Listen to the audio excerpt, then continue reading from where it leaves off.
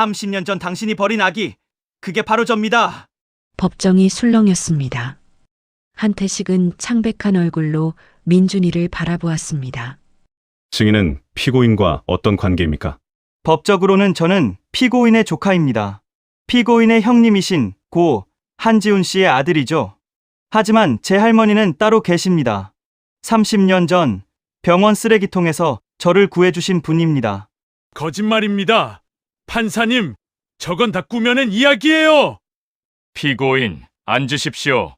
1994년 4월 15일 새벽 한솔병원 신생아실 쓰레기통에서 제가 발견되었습니다. 당시 병원 청소부로 일하시던 이순금 할머니께서 저를 구하셨죠. 그리고 30년간 저를 키워주셨습니다. 그렇다면 증인은 왜 30년이 지난 지금에야 이 사실을 밝히는 겁니까? 제가 의사가 되기까지 기다렸습니다. 할머니가 범죄자가 아니라는 것을, 생명을 구한 은인이라는 것을 증명하기 위해서요. 할머니는 30년 동안 새벽 5시에 일어나 건물 화장실을 청소하셨습니다. 무릎이 아파 절뚝거리면서도 손이 터져 피가 나도 단 하루도 쉬지 않으셨죠. 피 한 방울도 섞이지 않은 저를 의사로 만들기 위해서였습니다. 방청석 여기저기서 훌쩍이는 소리가 들려왔습니다.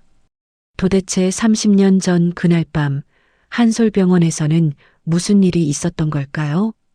병원 청소부는 어떻게 갓난아기를 구하게 된 걸까요? 그리고 그 아기는 어떻게 의사가 되어 이 법정에 서게 된 걸까요? 앞으로의 이야기가 궁금하시면 사연 시작 전 무료인 구독과 좋아요 부탁드립니다. 그리고 어디서 듣고 계신지 댓글로 알려주시면 그곳에 건강한 기운을 가득 담아 보내드리겠습니다. 그럼 사연 이야기 시작하겠습니다. 1994년 봄 서울 강남구에 위치한 한솔병원. 300병상 규모의 이 종합병원은 한솔의료재단이 운영하는 곳으로 부유층 환자들이 즐겨 찾는 곳이었습니다.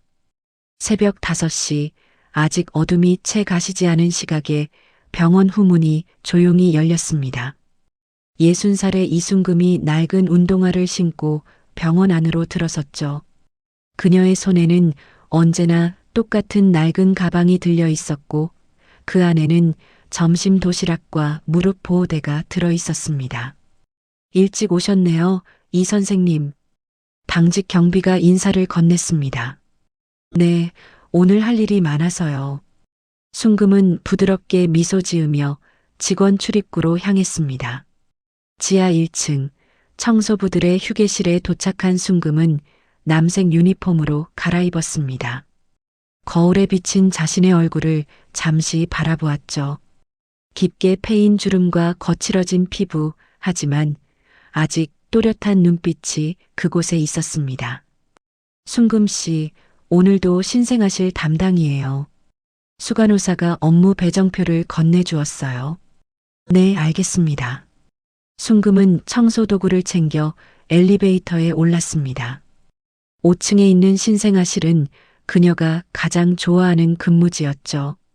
작은 아기들의 얼굴을 볼 때면 일찍 세상을 떠난 아들 생각이 났지만 동시에 마음이 따뜻해졌습니다. 아기들은 참 신기해요. 저렇게 작은 손으로 세상을 움켜쥐려 하잖아요. 순금은 종종 이렇게 혼잣말을 하곤 했습니다. 신생아실 앞 복도를 청소하면서도 그녀는 유리창 너머로 안의 아기들을 바라보았습니다. 분홍빛 작은 얼굴들, 꼼지락거리는 손과 발, 그 모든 것이 생명의 기적처럼 느껴졌죠. 이 선생님, 오늘도 아기들 보고 계시네요. 간호사가 웃으며 지나갔습니다. 네, 볼수록 예쁘네요. 순금의 대답에 간호사가 덧붙였죠. 이 선생님은 손주 없으세요? 네, 아들을 일찍 보내서요. 아이고, 그러셨구나. 그래서 아기들을 더 좋아하시는구나. 간호사가 안쓰러운 표정으로 그녀의 어깨를 토닥여 주었습니다. 순금은 25년 전에 아들을 잃었어요. 교통사고였죠. 당시 30살이던 아들은 아내와 함께 신혼여행을 가던 길에 사고를 당했고 두 사람 모두 그 자리에서 목숨을 잃었습니다. 그 이후 순금은 혼자가 되었습니다. 남편은 그보다 먼저 세상을 떠났고 외동아들마저 잃은 후 그녀에게 남은 것은 이 병원 청소일 뿐이었죠. 아기들을 보면 위로가 돼요. 생명이 이렇게 아름답다는 걸 다시 느낄 수 있거든요. 순금은 걸레를 헹구며 조용히 중얼거렸습니다. 오전 8시가 되자 병원이 분주해지기 시작했습니다. 의사들이 회진을 돌고 간호사들이 바쁘게 움직였죠. 순금은 사람들의 발길이 뜸한 시간을 기다렸다가 화장실 청소를 시작했습니다. 무릎을 꿇고 변기를 닦는 일은 결코 쉽지 않았습니다. 60살의 나이에 관절은 이미 많이 상해 있었고 오래 쪼그리고 앉아 있으면 일어설 때 다리가 저리고 아팠죠.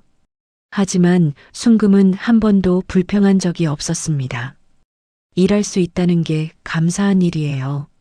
제 나이에 받아주는 곳이 어디 있겠어요. 점심시간 순금은 지하 휴게실로 내려가 도시락을 꺼냈습니다. 김치와 계란 1개가 전부인 소박한 식사였지만 그녀는 감사한 마음으로 한 숟가락씩 떠먹었습니다. 순금 씨 맨날 그것만 먹어요? 우리 같이 식당 가요. 동료 청소부가 말했지만 순금은 고개를 저었습니다. 괜찮아요.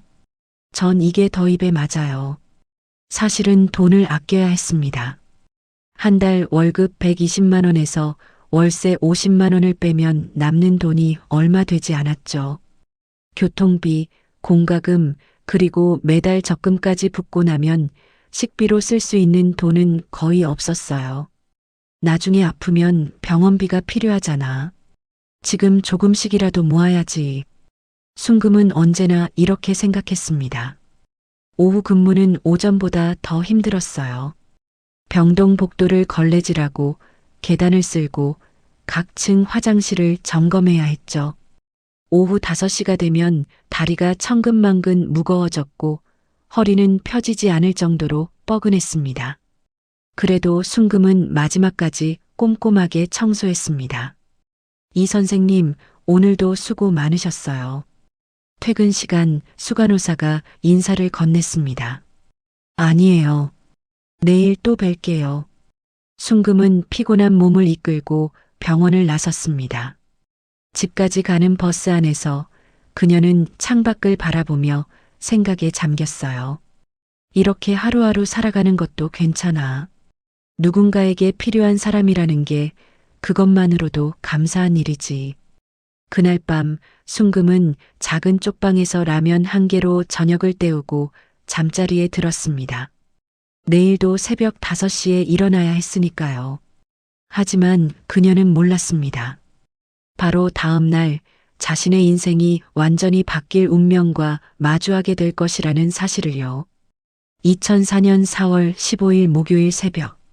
평소처럼 알람 소리에 눈을 뜬 순금은 차가운 물로 세수를 하고 어둠이 채 가시지 않은 길을 나섰습니다. 이상하게도 그날 아침은 묘한 예감이 들었어요. 가슴 한구석이 두근거렸고 무언가 중요한 일이 일어날 것만 같았죠. 나이 들면 괜히 이런 생각이 드나 봐. 순금은 쓸쓸히 웃으며 병원으로 향했습니다. 새벽 5시 40분, 평소보다 조금 늦은 시각에 병원에 도착한 순금은 서둘러 유니폼을 갈아입었습니다. 오늘 첫 번째 청소 장소는 역시 신생아실이었죠. 엘리베이터가 5층에 멈춰 섰을 때 복도는 고요했습니다. 간호사 당직실에서 희미한 불빛이 새어나올 뿐 모든 것이 평화로웠죠. 순금은 조용히 청소 도구를 꺼내 바닥을 닦기 시작했습니다. 그때였습니다. 어디선가 희미한 소리가 들려왔습니다. 응애, 응애. 순금은 걸레질을 멈추고 귀를 기울였습니다. 분명 아기 울음소리였지만 신생아실 안에서 들리는 소리는 아니었죠. 이상하네. 저쪽에서 들리는데. 소리가 나는 쪽은 신생아실 옆 작은 창고 방향이었습니다. 순금은 천천히 그쪽으로 걸어갔습니다. 복도 끝 청소 도구를 보관하는 창고 옆에 큰 쓰레기통이 놓여 있었습니다. 의료 폐기물을 임시로 보관하는 곳이었죠. 울음소리가 바로 그 쓰레기통에서 들려오고 있었습니다. 세상에, 순금의 손이 떨렸습니다. 그녀는 황급히 쓰레기통 뚜껑을 열었습니다. 그리고 그곳에서 본 광경에 숨이 멎는 듯했죠. 분홍색 이불에 쌓인 갓난아기가 쓰레기 봉투들 사이에 놓여 있었습니다. 탯줄이 채 마르지도 않은, 태어난 지 몇 시간도 되지 않은 것처럼 보이는 아기였죠. 아니, 이게 어떻게... 순금은 재빨리 아기를 들어 올렸습니다. 아기의 몸은 차가웠고 얼굴은 파랗게 질려 있었죠. 울음소리도 점점 약해지고 있었습니다. 안 돼, 안 돼. 순금은 아기를 품에 안고 자신의 체온으로 아기를 감쌌습니다. 그리고 곧바로 간호사 당직실로 뛰어갔죠.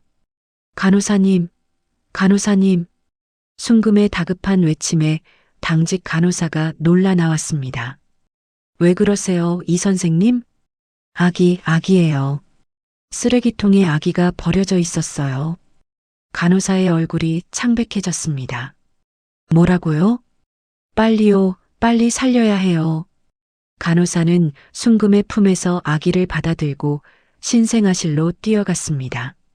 곧이어 비상벨이 울렸고 당직 의사가 달려왔죠. 체온이 너무 낮아요. 빨리 인큐베이터에.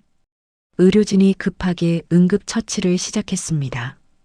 순금은 유리창 너머로 그 모습을 지켜보았습니다. 의사와 간호사들이 작은 생명을 살리기 위해 분주하게 움직이는 모습이 눈에 들어왔죠. 제발, 제발 살아라. 순금은 두 손을 모으고 간절히 기도했습니다. 30분쯤 지났을까요? 의사가 신생아실 문을 열고 나왔습니다. 다행히 살았습니다. 조금만 늦었으면 저체온증으로 위험할 뻔했어요. 아, 다행이다. 정말 다행이에요. 순금은 안도의 한숨을 내쉬었습니다. 이 선생님, 정확히 어디서 발견하신 거예요? 간호사가 물었습니다. 5층 복도 끝 쓰레기통 안에 있었어요. 아기 울음소리를 듣고 가봤더니 쓰레기통이라니. 누가 이런 짓을... 간호사는 믿을 수 없다는 표정을 지었습니다. 곧 병원 보안팀이 도착했고 경찰에 신고가 들어갔습니다. CCTV를 확인했지만 쓰레기통이 있는 복도는 사각지대였죠. 누가 아기를 버렸는지 알 수 없었습니다. 무연고 영아로 처리하고 복지시설에 연락해야겠어요. 병원 행정실 직원이 말했습니다. 순금은 그날 하루 종일 일이 손에 잡히지 않았습니다. 신생아실 유리창 너머로 인큐베이터 안의 아기를 자꾸만 쳐다보게 되었죠. 저렇게 작고 연약한 생명을 누가 버린 거지? 도대체 왜? 가슴 한구석이 아팠습니다. 퇴근 시간이 되어 집으로 돌아가려는데 순금은 문득 발걸음을 멈췄습니다. 잠깐, 이상한데. 그녀는 다시 5층으로 올라갔습니다. 쓰레기통이 있던 곳을 다시 확인하고 싶었죠. 복도 끝에 도착한 순금은 주변을 살폈습니다. 그리고 쓰레기통 옆 바닥에서 작은 종이 쪽지 하나를 발견했습니다. 이게 뭐지? 종이를 집어든 순금의 눈이 커졌습니다. 거기에는 이렇게 적혀 있었습니다. 2004년 4월 15일 새벽 3시 27분 출생. 남아. 모 박미라 30세. 부 한지훈 30세. 한지훈? 어디서 많이 들은 이름인데. 순금은 곰곰이 생각했습니다. 그리고 순간 깨달았죠. 한지훈은 한솔의료재단 이사장의 아들이었습니다. 이 병원을 운영하는 바로 그 집안의 사람이었죠. 순금의 손이 떨렸습니다. 설마 그 집안에서. 그녀는 종이를 조심스럽게 접어 주머니에 넣었습니다. 이건 혹시 모르니까 보관해야겠어. 불길한 예감이 가슴을 짓눌렀습니다. 그리고 그 예감은 바로 다음 날 현실이 되었습니다. 4월 16일 금요일 아침, 순금이 평소처럼 신생아실 청소를 하고 있을 때 낯선 남자 한 명이 간호사 스테이션에 나타났습니다. 40대 후반으로 보이는 그 남자는 고급 정장을 입고 있었고 카리스마 있는 분위기를 풍기고 있었죠. 어제 발견된 아기는 어디 있습니까? 남자의 목소리가 날카로웠습니다. 누구신데요? 간호사가 경계심을 드러내며 물었습니다. 한태식입니다. 이 병원 부의사장이죠. 한태식? 그 이름을 들은 순금은 복도 구석에서 몸을 숨겼습니다. 한솔 의료재단을 실질적으로 운영하는 실세라는 소문이 있는 사람이었죠. 아, 부의사장님. 아기는 신생아실 인큐베이터에 있습니다. 상태는 어떻습니까? 다행히 안정적입니다. 곧 복지시설로 보낼 예정입니다. 그래요? 잘 됐군요.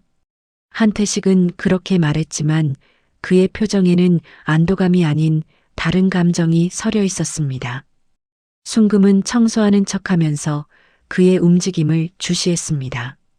한태식은 신생아실 유리창 너머로 아기를 잠시 바라보았습니다. 그리고는 휴대전화를 꺼내 어디론가 전화를 걸었죠.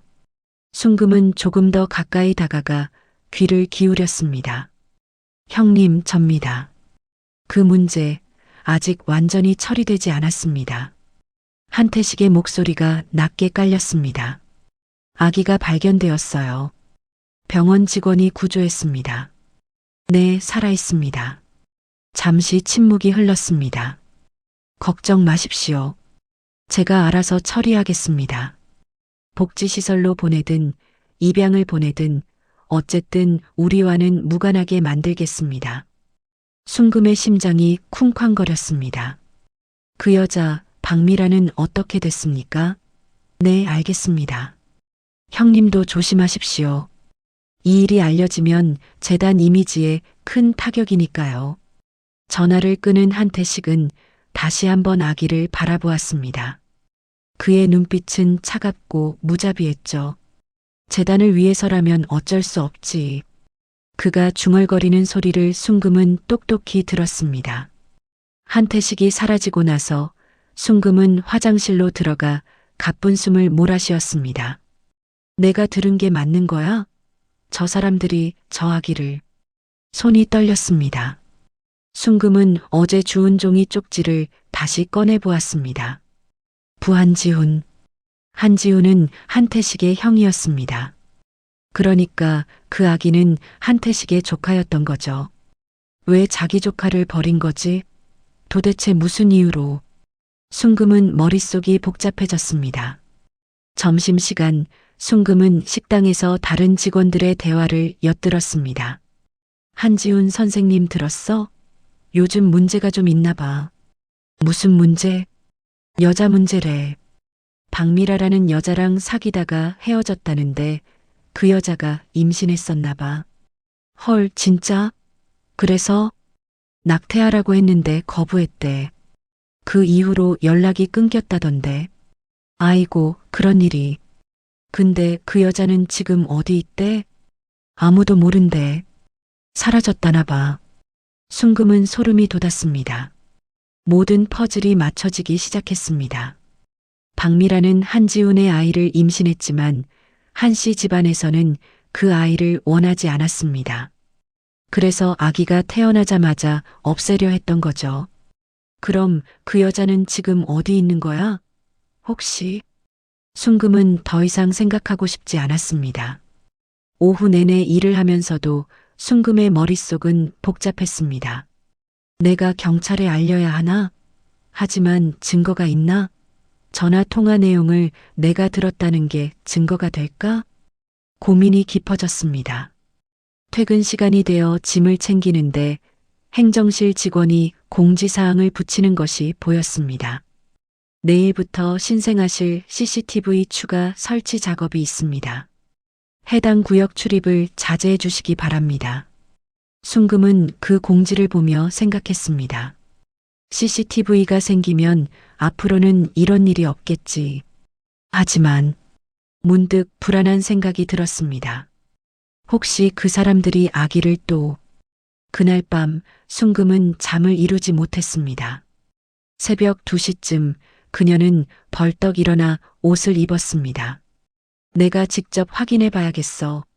순금은 한밤중에 병원으로 향했습니다. 새벽 3시 병원은 고요했습니다. 후문으로 들어간 순금은 조심스럽게 5층으로 올라갔습니다. 신생아실로 가는 복도는 어두웠고 당직 간호사도 보이지 않았죠. 신생아실 유리창 너머를 들여다본 순금은 안도의 한숨을 내쉬었습니다. 아기는 평화롭게 자고 있었습니다.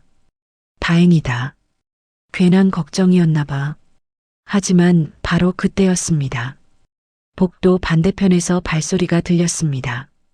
순금은 황급히 청소도구함 뒤에 몸을 숨겼습니다. 어둠 속에서 2명의 인기척이 다가왔습니다. 정말 이래도 되는 겁니까? 부의사장님? 다른 방법이 없어. 이 아이가 자라면 재단에 큰 문제가 생겨. 한태식의 목소리였습니다. 순금은 숨을 죽였습니다. 하지만 이건 내가 책임질 테니 걱정 마. 그냥 의료사고로 처리하면 돼. 신생아 돌연사 증후군이라고 하면 되잖아. 알겠습니다. 2사람이 신생아실 문을 열려는 순간이었습니다. 순금은 더 이상 참을 수 없었습니다. 안 됩니다. 그녀는 도구함 뒤에서 뛰쳐나왔습니다. 한태식과 함께 있던 남자, 병원 의사로 보이는 사람이 깜짝 놀라 뒤로 물러섰습니다. 누구야? 한태식이 날카롭게 물었습니다. 저는 이 병원 청소부입니다.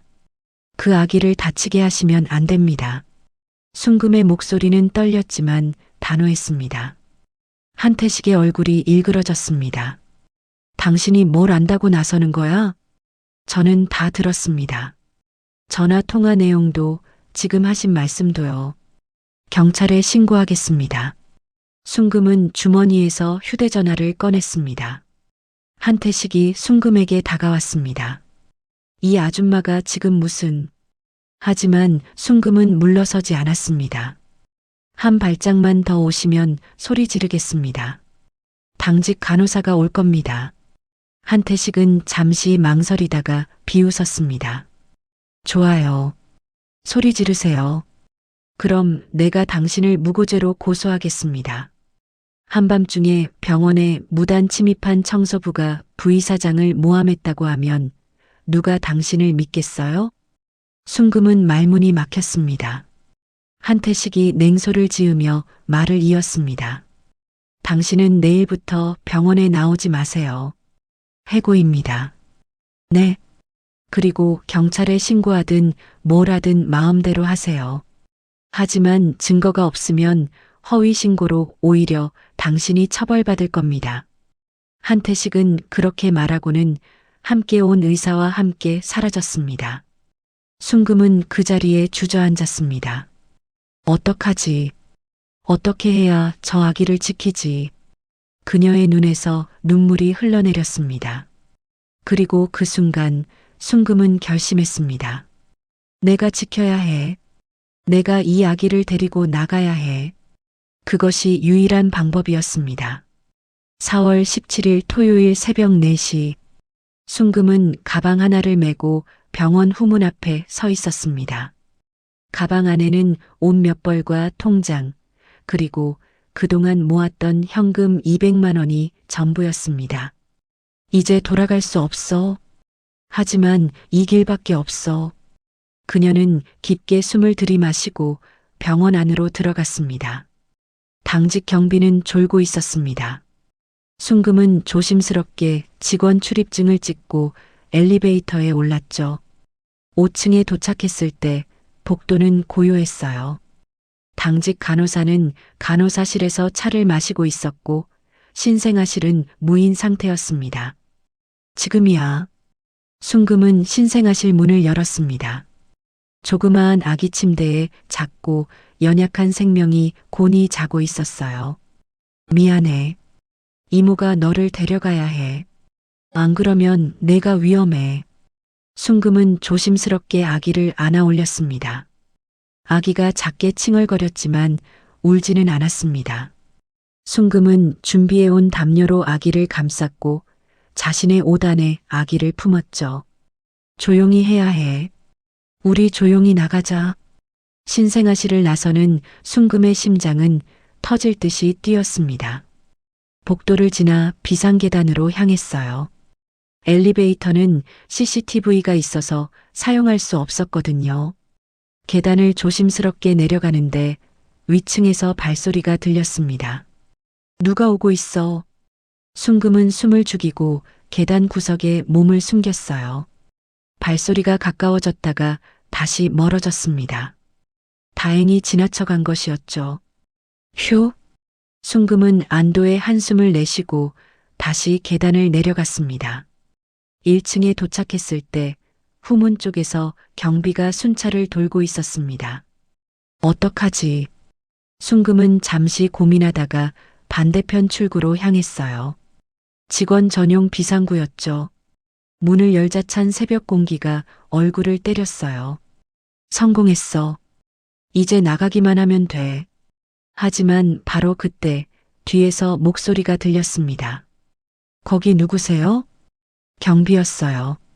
순금은 놀라 뒤를 돌아봤습니다. 저는 청소부 이순금입니다. 좀 급한 일이 생겨서요. 이 시간에요? 그리고 그 품에 안고 있는 건 뭡니까? 경비가 가까이 다가왔습니다. 제 손주예요. 데리고 있다가 좀 급해져서 먼저 나가려고요. 손주요? 병원에 아기를 데리고 왔었나요? 경비는 의심스러운 눈초리로 순금을 바라보았죠. 바로 그때 품 안의 아기가 울기 시작했습니다. 응애. 경비의 표정이 굳어졌습니다. 잠깐만요. 혹시 그 아기. 순금은 더 이상 기다릴 수 없었어요. 그녀는 경비를 밀치고 뛰기 시작했습니다. 저기요. 서세요. 경비가 뒤쫓아왔지만 순금은 멈추지 않았습니다. 병원 정문을 나와 골목길로 접어들었어요. 새벽 거리는 텅 비어 있었고 가로등 불빛만이 희미하게 길을 밝히고 있었죠. 택시. 순금은 손을 들어 지나가는 택시를 세웠습니다. 어디 가십니까? 서울역이요. 빨리 가주세요. 택시가 출발했어요. 뒤를 돌아보니 경비가 숨을 헐떡이며 서 있는 모습이 보였습니다. 다행이다. 순금은 품 안의 아기를 내려다보았습니다. 아기는 울음을 그치고 그녀를 올려다보고 있었어요. 맑은 눈동자였죠. 미안해. 내가 이해할 수는 없겠지만 이모가 너를 지켜줄게. 택시가 서울역에 도착한 것은 새벽 5시였습니다. 역 대합실에는 벌써 사람들이 모여 있었습니다. 순금은 표를 끊으며 생각했어요. 어디로 가지? 그녀는 고민 끝에 인천행 기차표를 샀습니다. 기차 안에서 아기가 다시 울기 시작했습니다. 배가 고픈 것이었죠. 아이고, 분유를 안 챙겼네. 순금은 당황했습니다. 옆자리에 앉은 할머니가 말을 걸어왔습니다. 아기가 배고픈가 봐요. 혹시 분유 있어요? 아니요, 급하게 나오느라. 그럼 이거라도. 할머니가 가방에서 물병을 꺼내 주었습니다. 따뜻한 보리차예요. 조금 먹여보세요. 고맙습니다. 순금은 할머니께 감사 인사를 하고 조심스럽게 아기에게 물을 먹였습니다. 아기는 조금 진정되었습니다. 손주예요? 할머니가 물었습니다.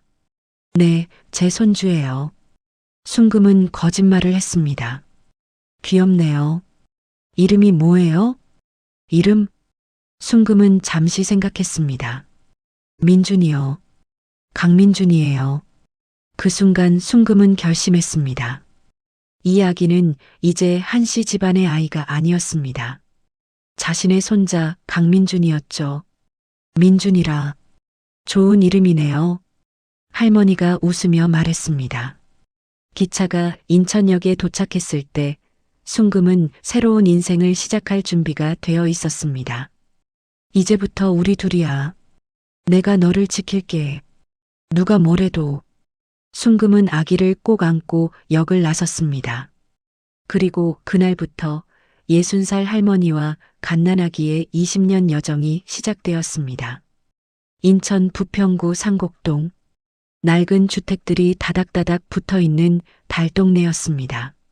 순금은 한 달 월세 30만 원짜리 쪽방을 구했습니다. 방 크기는 3평 남짓, 화장실은 공동으로 사용해야 했죠. 여기라도 감사해야지. 우릴 받아주는 곳이 어디 있겠어. 순금은 짐을 풀며 중얼거렸습니다. 방 안에는 낡은 이불과 작은 전기장판이 전부였습니다. 민준아, 여기가 우리 집이야. 순금은 아기를 이불 위에 조심스럽게 내려놓았어요. 첫날 밤 순금은 거의 잠을 자지 못했어요. 아기는 2시간마다 울었고 분유를 먹이고 기저귀를 갈아야 했죠. 60의 나이에 갓난아기를 돌보는 일은 생각보다 훨씬 힘들었습니다. 내가 제대로 할 수 있을까? 불안했지만 순금은 포기할 수 없었습니다. 다음 날 아침 순금은 동사무소를 찾아갔습니다. 주민등록 이전 신고하러 왔습니다. 네, 신분증 주세요. 같이 사시는 분은요? 제 외손주예요. 순금은 준비해온 서류를 제출했습니다. 아기의 이름은 강민준으로 자신의 외손주로 등록했죠. 물론 정식 출생 신고는 아니었지만 일단은 이렇게라도 해야 나중에 병원이나 학교를 갈 수 있었습니다. 외손주면 부모님은요? 공무원이 물었습니다. 딸이 교통사고로 세상을 떠났어요.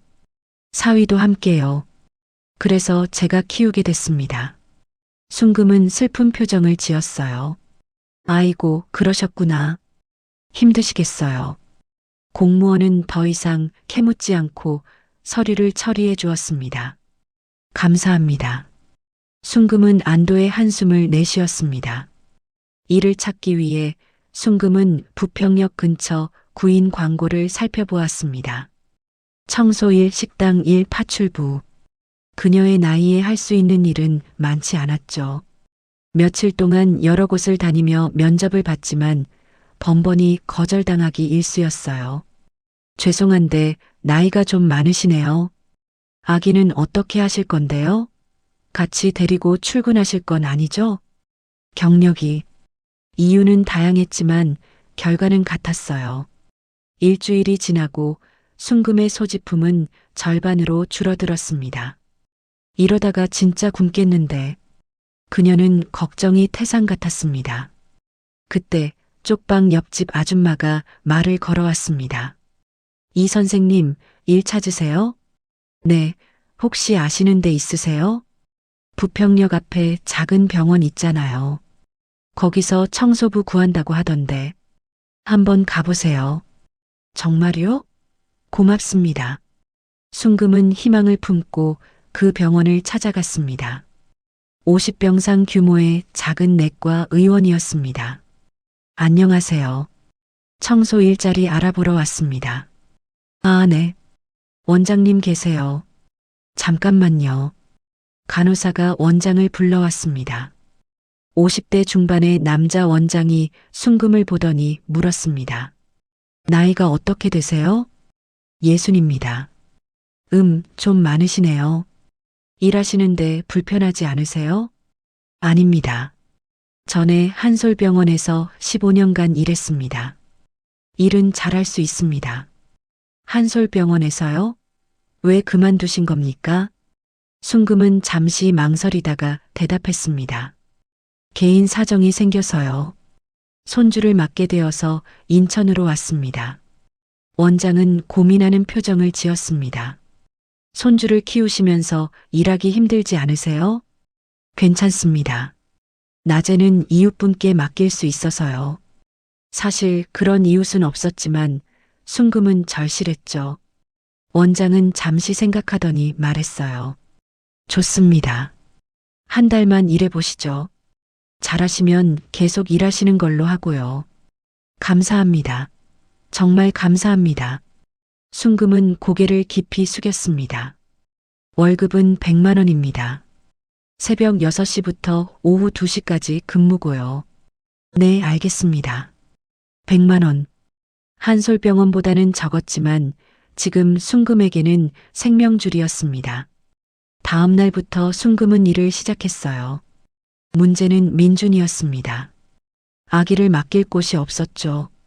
결국 순금은 민준이를 업고 출근하기로 했어요.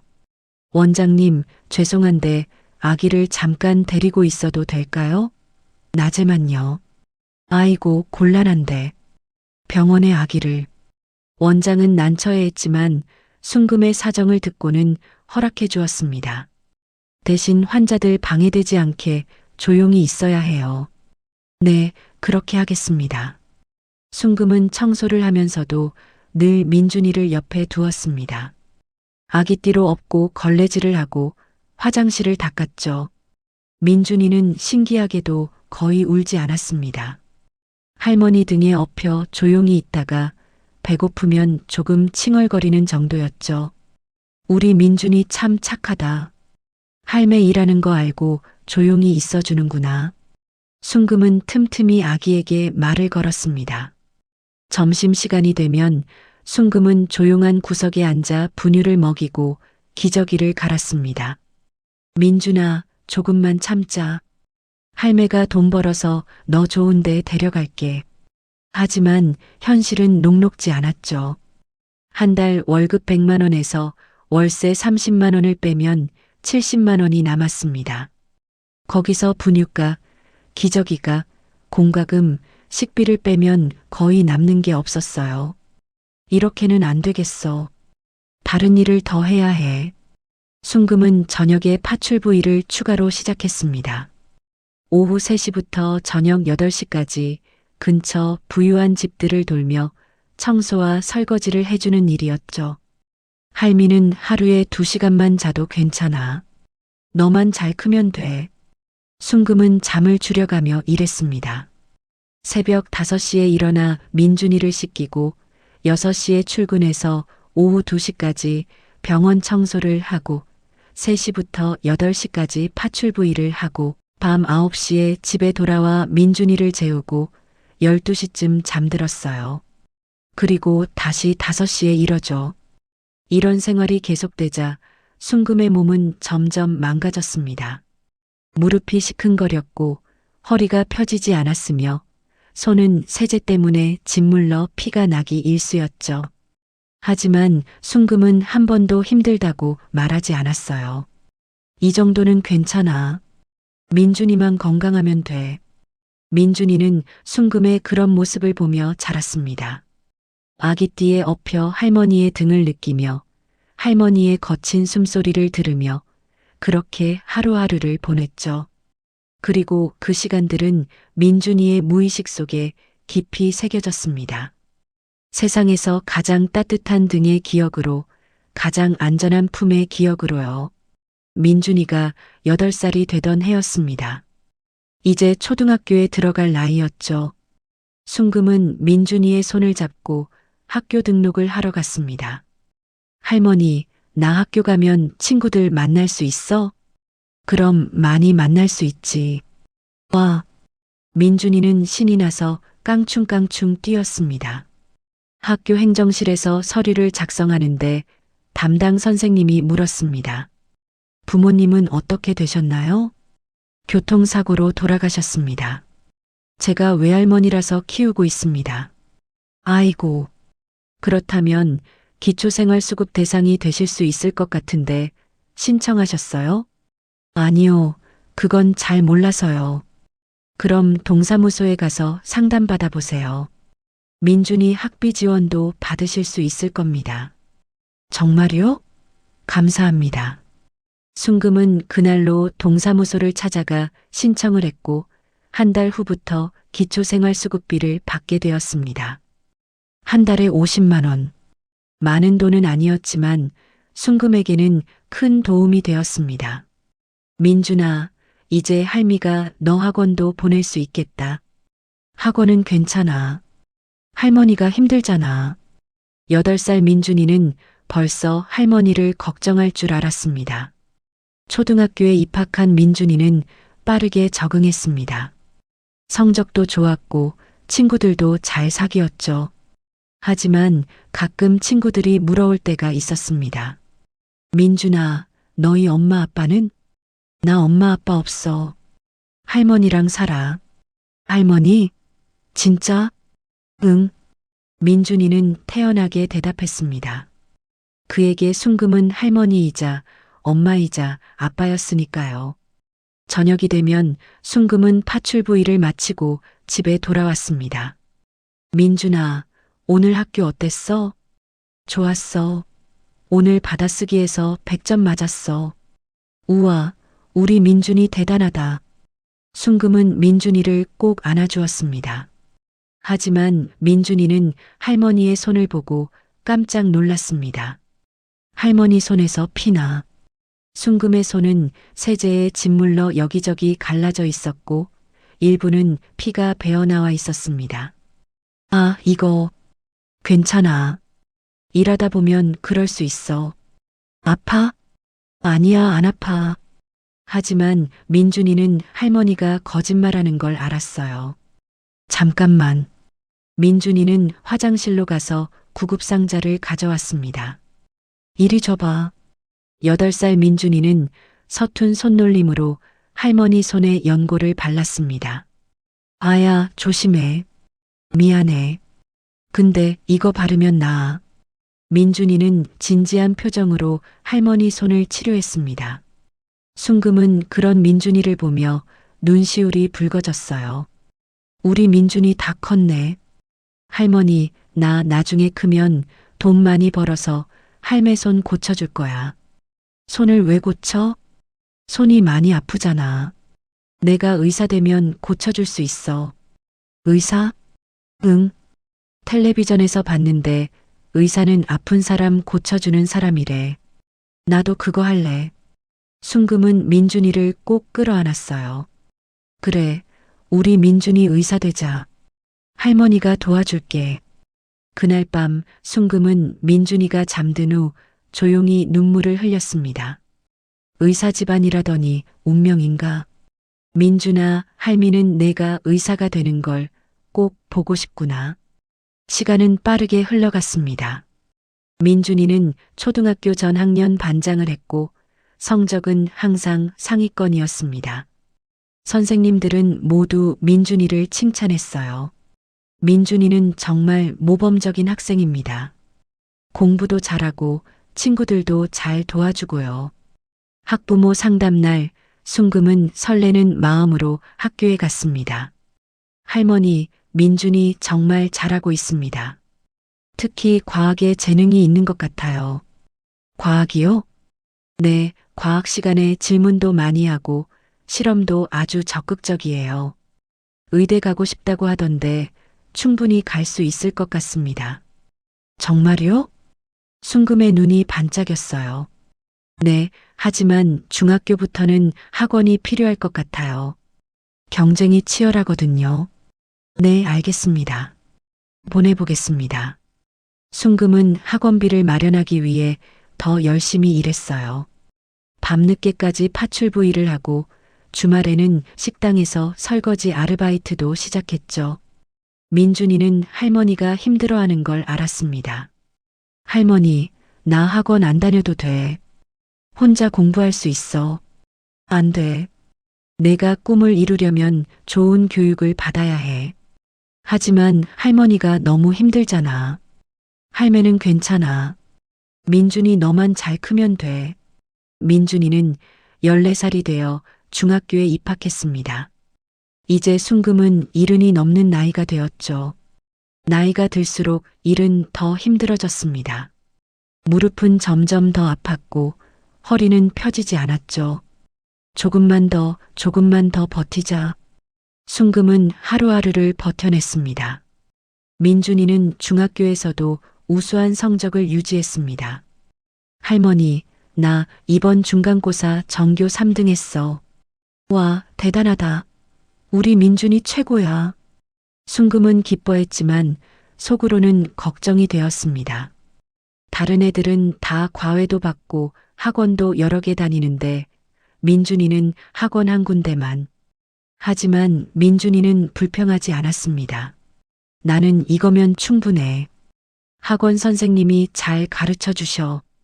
어느 날 저녁 순금이 파출부일을 마치고 집에 돌아왔을 때 민준이가 저녁을 차려놓고 있었습니다. 민준아, 이게 뭐야?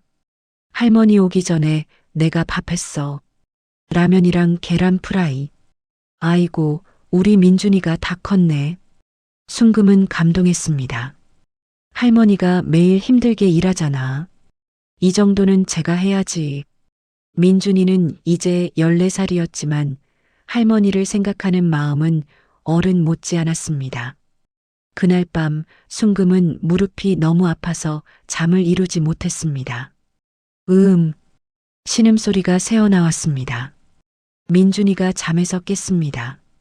할머니, 괜찮아? 응, 괜찮아. 자거라. 무릎 아프지? 내가 주물러 줄게. 민준이는 일어나 할머니 무릎을 주물러 주었습니다. 아이고, 괜찮아. 자야지. 아니야. 할머니가 맨날 나 챙겨주잖아. 이 정도는 내가 해야지. 민준이의 작은 손이 할머니의 무릎을 정성껏 주물렀어요. 순금은 눈물이 났죠. 미안해, 민준아. 할매가 이렇게 늙고 병들어서. 왜 미안해? 할머니는 나한테 제일 좋은 사람인데. 민준이는 진심으로 말했습니다. 나 나중에 꼭 의사 될 거야. 그래서 할머니 무릎 고쳐줄 거야. 그래, 우리 민준이 의사 되자. 하지만 현실은 녹록지 않았어요. 민준이가 중학교 3학년이 되던 해 순금은 큰 문제에 직면했습니다. 병원에서 갑자기 통보가 왔습니다. 이순금 선생님, 죄송한데 다음 달부터 나오지 않으셔도 됩니다. 네? 왜요? 원장님이 젊은 사람으로 교체하기로 하셨어요. 순금은 멘붕이 왔습니다. 제가 일을 못한 것도 아닌데. 아니에요. 그게 아니라 나이가. 병원 측은 더 이상 말하지 않았습니다. 70대 청소부를 계속 고용하기에는 부담이 되었던 것이죠. 알겠습니다. 순금은 고개를 숙이고 나왔습니다. 한 달 수입 100만 원이 사라졌습니다. 파출부 일로 벌어들이는 70만 원과 기초생활수급비 50만 원으로는 생활이 빠듯했어요. 어떡하지? 순금은 밤새 고민했어요.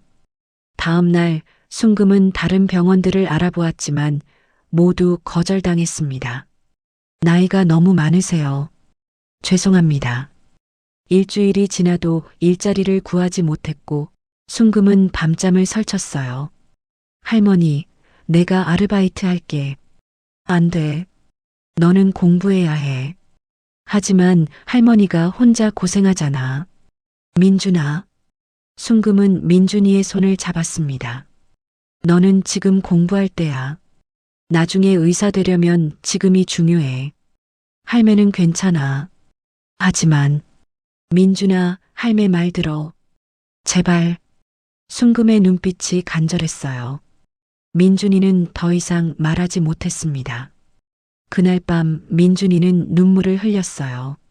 할머니가 나 때문에 고생하는데 나는 아무것도 못하고. 그리고 다짐했습니다.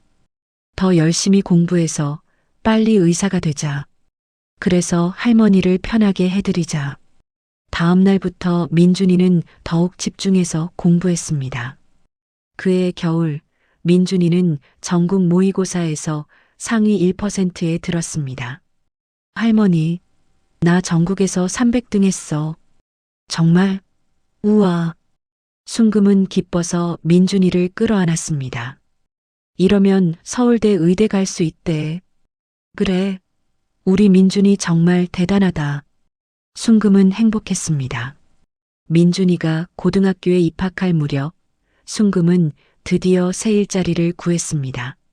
작은 요양원에서 청소 일을 하게 된 것이죠. 월급은 80만 원으로 적었지만 없는 것보다는 나았습니다. 감사합니다. 열심히 하겠습니다. 순금은 72의 나이에도 새로운 일을 시작했습니다. 그리고 민준이는 고등학교에 입학했어요. 이제 본격적으로 대학 입시를 준비할 때였습니다. 입학식 날 순금은 민준이의 교복을 입은 모습을 보며 눈물을 흘렸습니다. 우리 민준이가 벌써 고등학생이 되다니. 할머니, 왜 울어? 기뻐서 그래. 정말 기뻐서. 순금은 민준이를 꼭 안았습니다. 민준아, 이제 3년만 힘내자. 그러면 내 꿈을 이룰 수 있어. 응, 할머니. 걱정 마. 민준이는 자신있게 대답했습니다. 고등학교 1학년 첫 중간고사, 민준이는 전교 1등을 했습니다. 민준아, 이 성적이면 서울대 의대는 충분히 갈 수 있겠어. 담임 선생님이 말했습니다. 하지만 경쟁이 치열하니까 학원을 좀 더 다니는 게 어떨까? 네, 알겠습니다. 민준이는 대답했지만 속으로는 고민이 되었습니다. 지금도 학원비가 부담인데 더 다니는 건 어려웠으니까요. 집에 돌아와 할머니에게 말했습니다. 할머니, 선생님이 학원을 더 다니래. 그래, 그럼 다녀야지. 얼마나 드는데? 아니야, 괜찮아. 지금 다니는 거로도 충분해. 민준이는 할머니를 걱정했습니다.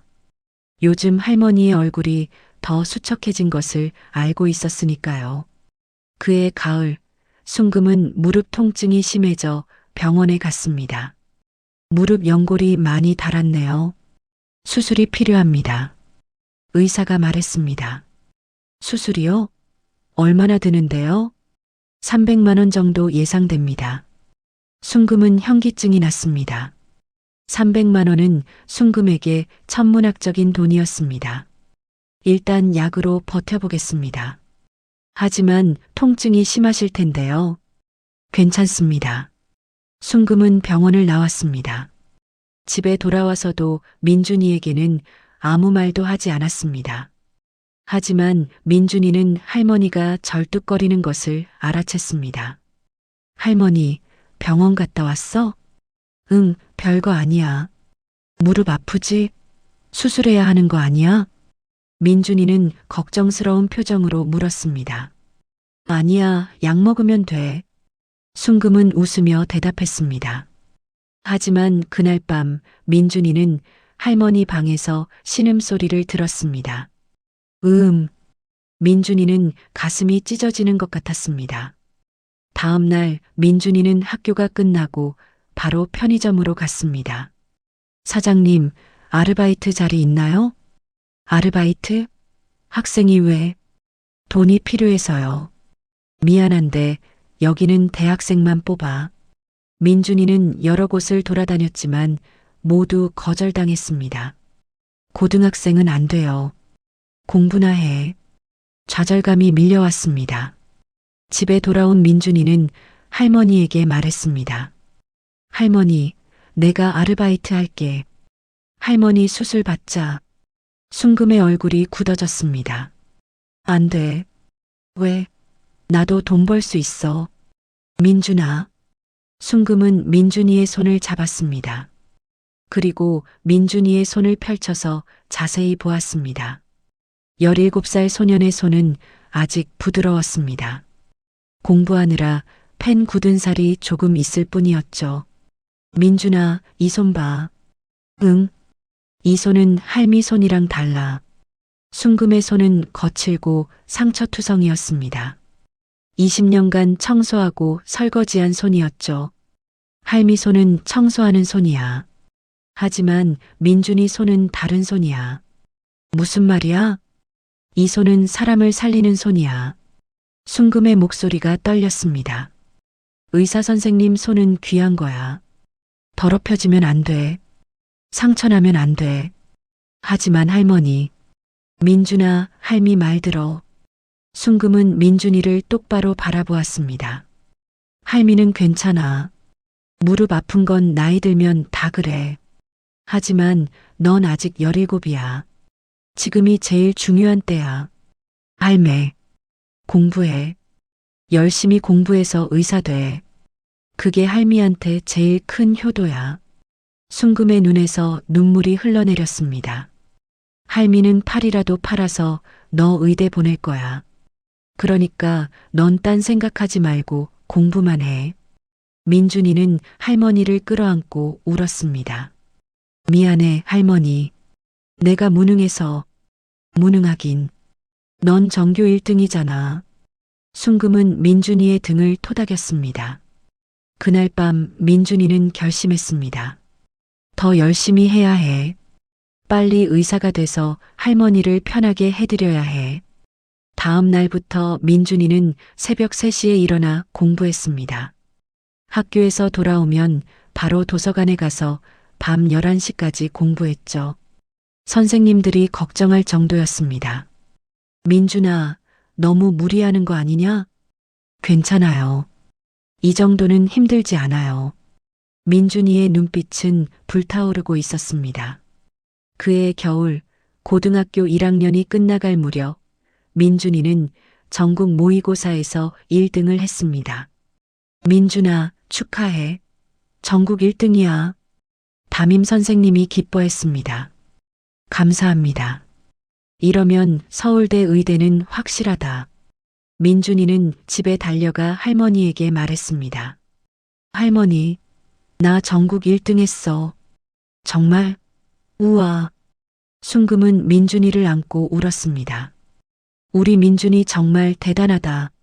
할머니, 나 꼭 의사 될게. 그래서 할머니 무릎 고쳐줄게. 그래, 우리 민준이. 장하다. 우리 손주. 순금은 행복했습니다. 하지만 그날 밤 순금은 혼자 앉아 고민했습니다. 대학 등록금과 생활비를 어떻게 마련하지? 그녀는 은행 통장을 확인했습니다. 10년 넘게 모은 돈이 350만 원 정도 있었습니다.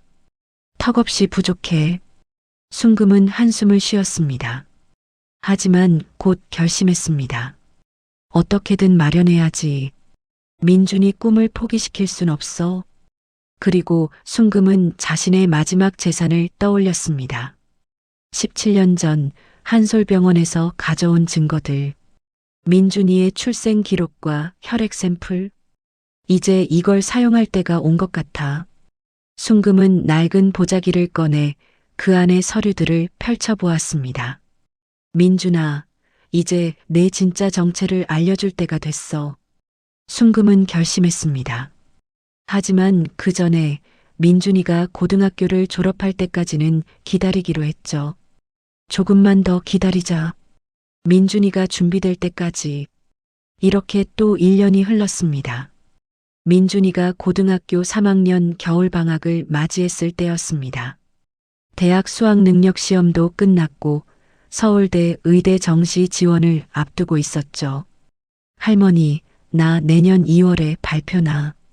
합격하면 3월에 입학이야.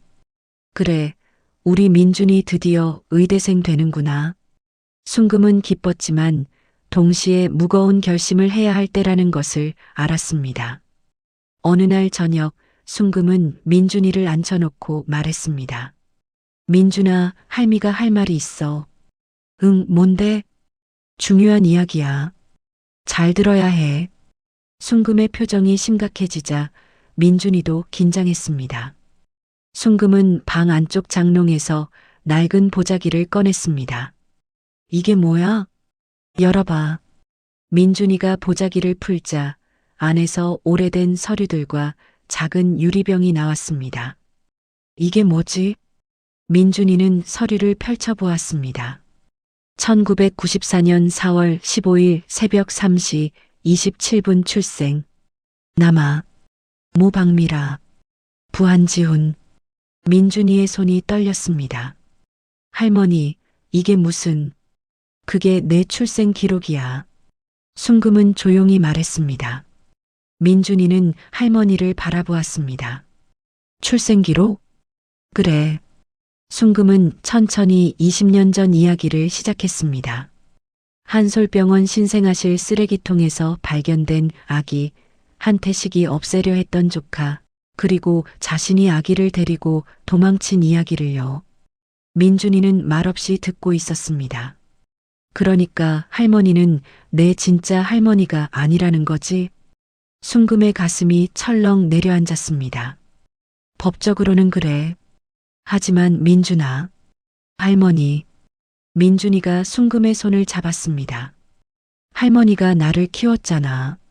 갖은 고생하며 나 먹여 살렸잖아. 할머니가 아프면서도 나 학원 보냈잖아. 민준이의 눈에서 눈물이 흘러내렸습니다. 그게 진짜 할머니지. 피가 섞였느냐가 중요한 게 아니야. 할머니가 내 할머니야. 순금은 민준이를 꼭 안았습니다. 고마워, 민준아. 두 사람은 한참을 그렇게 안고 있었습니다. 잠시 후 민준이가 물었습니다. 그럼 내 친부모는? 아버지는 한지훈이라는 사람이었어. 한솔병원 이사장 아들이었지. 하지만 2년 전에 돌아가셨다고 들었어. 그럼 어머니는? 박미라라는 분인데 당신이 임신했을 때 한씨 집안에서 쫓아냈대. 그 후로 소식이 없어. 민준이는 서류를 다시 들여다보았습니다. 할머니, 이 증거들로 뭘 할 수 있어? DNA 검사를 하면 내가 한씨 집안 혈육이라는 걸 증명할 수 있어. 그리고 한태식을 고소할 수도 있지. 고소? 유기죄로. 갓난아기를 버렸으니까. 민준이는 한참을 생각했습니다. 할머니, 이걸 왜 지금 말해주는 거야? 순금은 솔직하게 대답했습니다. 돈 때문이야. 돈? 내가 의대 가려면 등록금이 필요해. 1년에 1,000만 원 넘게 들어. 할머니가 모은 돈으로는 턱없이 부족해. 순금은 한숨을 쉬었습니다. 한씨 집안에 내 존재를 알리면 어쩌면 양육비를 받을 수 있을 거야. 내가 성인이 될 때까지 받지 못한 양육비를 청구할 수 있거든. 하지만 그러면 할머니가 아기 유괴범이 되는 거 아니야? 그럴 수도 있지. 하지만 할미는 괜찮아. 내가 의대만 갈 수 있다면. 민준이는 고개를 저었습니다. 안 돼. 할머니가 감옥 가는 건 절대 안 돼. 민준아, 나 장학금 받을 수 있어. 성적이 좋으면 전액 장학금 주는 데도 있어. 그리고 학자금 대출도 있고. 하지만 그건 할머니, 나 어릴 때부터 할머니가 해준 말 기억해. 손이 귀하다고 했잖아. 할머니 손은 나를 키우느라 망가졌지만 내 손은 사람을 살리는 손이라고. 민준이는 자신의 손을 펼쳐보았습니다. 이 손으로 할머니를 지킬 거야. 할머니 감옥에 보내는데 쓰지 않을 거야. 순금은 민준이가 얼마나 성장했는지 깨달았습니다. 그럼 이 증거들은 어떻게 하지? 민준이는 잠시 생각하다가 말했습니다. 일단 보관하자. 나중에 필요할 때가 올지도 몰라. 하지만 지금은 아니야. 알겠어. 순금은 서류들을 다시 보자기에 싸서 장롱 깊숙이 넣었습니다. 그날 밤 민준이는 잠들지 못했습니다. 나는 한지훈의 아들이다. 한태식의 조카다. 하지만 나를 키운 건 순금 할머니다. 복잡한 감정이 밀려왔습니다. 언젠가는 한태식을 만나야 할까? 왜 나를 버렸는지 물어봐야 할까? 하지만 민준이는 곧 고개를 저었습니다. 지금은 아니야. 지금은 공부에 집중해야 해. 할머니의 희생을 헛되이 하지 않으려면. 그리고 민준이는 다짐했습니다. 언젠가 내가 의사가 되면 그때 진실을 밝힐 거야. 할머니가 범죄자가 아니라 생명의 은인이라는 것을 증명할 거야. 대학 합격자 발표일이었습니다. 민준이는 떨리는 손으로 컴퓨터 화면을 클릭했습니다. 합격. 두 글자가 화면에 떴습니다. 할머니, 나 붙었어. 서울대 의대 합격했어. 민준이는 기쁨에 겨워 소리쳤습니다. 순금은 부엌에서 달려나와 민준이를 안았습니다. 정말 붙었어? 응, 내가 해냈어. 두 사람은 기쁨의 눈물을 흘렸습니다. 할머니, 이제 내가 의사 될 수 있어. 그래, 우리 민준이 드디어 꿈을 이루는구나. 순금은 행복했어요. 하지만 현실적인 문제가 남아 있었죠. 서울대 의대 등록금은 학기당 400만 원, 1년에 800만 원이었습니다. 장학금 신청했어? 응, 성적 장학금이랑 저소득층 장학금 둘 다 신청했어. 아마 절반 정도는 지원받을 수 있을 거야. 그럼 나머지는? 학자금 대출 받을 수 있어. 졸업하고 갚으면 돼. 그래도 생활비는? 아르바이트 하면서 해결할 수 있어. 괜찮아. 민준이는 자신있게 말했지만 순금은 걱정이 되었습니다. 공부하랴, 아르바이트 하랴 힘들 텐데.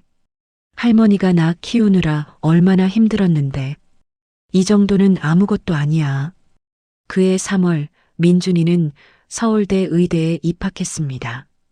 입학식 날 순금은 민준이와 함께 서울로 올라갔습니다. 와, 여기가 서울대구나. 순금은 넓은 캠퍼스를 보며 감탄했습니다. 할머니, 여기서 사진 찍자. 민준이는 할머니와 함께 의대 건물 앞에서 사진을 찍었습니다. 우리 민준이가 여기 다니는구나. 할미는 꿈만 같아. 할머니 덕분이야. 할머니가 없었으면 나 여기 못 왔어. 아니야. 내가 노력한 거지. 입학식이 끝나고 민준이는 기숙사로 짐을 옮겼습니다. 민준아, 밥 잘 챙겨 먹고 잠도 잘 자고 건강이 우선이다. 응, 할머니야말로 나 없다고 끼니 거르지 말고 무리하지 마. 걱정 마. 할머니는 괜찮아. 순금은 민준이를 안고 한참을 그렇게 있었습니다. 자주 전화할게. 그래, 밥 잘 챙겨 먹고. 순금이 기숙사를 떠나는 뒷모습을 보며 민준이는 다짐했습니다. 할머니를 꼭 행복하게 해드릴 거야. 의대 생활은 상상 이상으로 힘들었습니다. 하루에 수업이 8시간, 과제는 매일 쏟아졌고 시험은 끊임없이 이어졌죠. 게다가 민준이는 생활비를 벌기 위해 저녁에는 편의점에서 아르바이트를 했습니다. 민준아, 너 너무 무리하는 거 아니야? 같은과 친구가 걱정했습니다. 괜찮아. 나 이 정도는 할 수 있어. 민준이는 웃으며 대답했지만 몸은 점점 지쳐갔습니다. 하지만 민준이는 포기하지 않았습니다. 할머니 생각을 하면 힘이 났으니까요. 1학년이 끝나갈 무렵 민준이는 전공 성적 1등을 했습니다. 강민준 학생, 정말 대단합니다. 이 성적이면 레지던트 선택할 때 유리할 겁니다. 교수가 칭찬했습니다. 감사합니다. 민준이는 속으로 생각했습니다. 나는 응급의학과에 가야 해. 생명을 구조하는 의사가 되고 싶어. 2학년 여름방학, 민준이는 병원 인턴십을 시작했습니다. 처음으로 환자들을 직접 대하게 되었죠. 할아버지, 여기 주사 놓을게요. 아이고, 고맙네. 환자들의 감사 인사를 들을 때마다 민준이는 보람을 느꼈습니다. 이게 의사구나. 사람을 살리고 돕는 일이구나. 어느 날 응급실에서 교통사고 환자가 실려왔습니다. 70대 할머니였는데 상태가 심각했습니다. 혈압 떨어지고 있습니다. 수혈 준비. 의료진이 바쁘게 움직였습니다. 민준이는 그 할머니를 보며 자신의 할머니를 떠올렸습니다. 제발, 제발 살려주세요. 민준이는 간절히 기도했습니다. 다행히 할머니는 수술 끝에 살아났습니다. 할머니, 깨어나셨어요? 여기가 어디지? 병원이에요. 교통사고 나셨는데 다행히 살아나셨어요. 할머니는 민준이의 손을 잡았습니다. 고맙네, 젊은이. 덕분에 살았어. 아니에요. 제가 한 건 없어요. 하지만 민준이는 그날 깨달았습니다. 이거야. 이게 내가 하고 싶은 일이야. 할머니 같은 분들을 살리는 거. 그날 밤 민준이는 할머니에게 전화했습니다. 할머니, 나 오늘 환자 한 분 살리는 거 도왔어. 정말? 우리 민준이 대단하다. 할머니, 나 응급의학과 의사 될래. 생명이 위급한 사람들을 살리는 의사가 되고 싶어. 그래, 좋은 결정이다. 할미는 뭘 해도 응원해. 민준이는 행복했습니다. 3학년이 되자 민준이는 본격적으로 임상 실습을 시작했습니다. 여러 병원을 돌아다니며 경험을 쌓았죠. 그러던 중 민준이는 한솔병원 실습 공고를 보게 되었습니다. 한솔병원. 23년 전 자신이 버려졌던 그 병원이었습니다. 민준이는 고민했습니다. 가야 할까? 저기서 실습하면 혹시 단서를 찾을 수 있을까? 결국 민준이는 한솔병원 실습을 신청했습니다. 23년 만에 귀환이었습니다. 민준이는 한솔병원 정문 앞에 섰습니다. 여기가 내가 태어난 곳이구나. 가슴이 두근거렸습니다. 병원은 23년 전보다 훨씬 커져 있었습니다. 신관이 증축되었고 최신 의료 장비를 갖춘 대형 종합병원으로 발전해 있었죠. 서울대 의대 실습생 강민준입니다. 민준이는 인사를 하고 병원 안으로 들어갔습니다. 반갑습니다. 이쪽으로 오세요. 수간호사가 민준이를 안내했습니다. 먼저 5층 신생아실부터 둘러보겠습니다. 5층 신생아실이요? 민준이의 심장이 쿵쾅거렸습니다. 엘리베이터를 타고 5층에 도착했을 때 민준이는 복도를 천천히 둘러보았습니다. 여기가 내가 발견된 곳이구나. 복도 끝에는 아직도 청소도구함이 놓여 있었습니다. 혹시 여기 쓰레기통이 있었나요? 민준이가 물었습니다. 쓰레기통이요? 예전에는 있었는데 지금은 의료 폐기물 처리 규정이 바뀌어서 없어졌어요. 그렇군요. 민준이는 그 자리에 잠시 서 있었습니다. 이 자리에서 할머니가 나를 발견했구나. 가슴이 뜨거워졌습니다. 실습 첫날 민준이는 응급실에 배치되었습니다. 강민준 학생, 여기서 환자 초진 보조하세요. 네, 알겠습니다. 응급실은 정신없이 바빴습니다. 교통사고 환자, 심장마비 환자, 다양한 응급 환자들이 실려왔죠. 민준이는 열심히 의료진을 도왔습니다. 민준 씨, 일 잘하네요. 제법 의사 같아요. 간호사가 칭찬했습니다. 감사합니다. 일주일쯤 지났을 때 민준이는 병원 행정실에서 오래된 서류들을 정리하는 것을 보게 되었습니다. 저것들은 뭐예요? 오래된 환자 기록들이에요. 20년 이상 된 거라 폐기 처분할 예정이에요. 민준이의 눈이 반짝였죠. 제가 좀 도와드릴까요? 그래요? 고마워요. 민준이는 서류들을 하나하나 살펴보았어요. 그리고 마침내 1994년 4월의 기록을 발견했습니다. 1994년 4월 15일. 자신이 태어난 날이었습니다. 민준이는 조심스럽게 그날의 기록을 펼쳐보았습니다. 신생아 무연고 발견건. 오전 6시경 5층 복도에서 발견. 발견자 이순금 청소원. 민준이는 할머니 이름을 보며 눈시울이 붉어졌습니다. 그리고 그 아래에 작은 메모가 있었습니다. 부의사장 지시 복지시설 이관 처리. 한태식이었습니다. 민준이는 서류를 복사해서 조심스럽게 챙겼습니다. 이게 증거가 될 수 있어. 그날 저녁 민준이는 병원 도서관에서 한솔의료재단에 대해 조사했습니다. 한솔의료재단 이사장 한지훈, 2018년 사망. 현재 이사장은 동생 한태식. 민준이는 한태식의 사진을 보았어요. 60 중반의 남자였지만 여전히 카리스마 있어 보였죠. 이 사람이 나를 버리라고 지시한 사람이구나. 분노가 치밀어 올랐지만 민준이는 참았어요. 아직은 때가 아니야. 더 많은 증거가 필요해. 민준이는 며칠 동안 병원 곳곳을 살폈습니다. 그러던 중 우연히 재무부 직원과 대화를 나누게 되었습니다. 요즘 재단 감사 때문에 난리예요. 감사요? 네, 지난 10년간 재단 자금 운용 내역을 다 들여다보고 있거든요. 뭔가 문제가 있나 봐요. 민준이는 귀가 솔깃했어요. 무슨 문제인데요? 글쎄요, 확실하진 않지만 이사장님이 재단 돈을 개인적으로 쓰신 게 아니냐는 의혹이 있대요. 횡령이요? 쉿, 조용히 하세요. 이런 얘기밖에 나가면 안 돼요.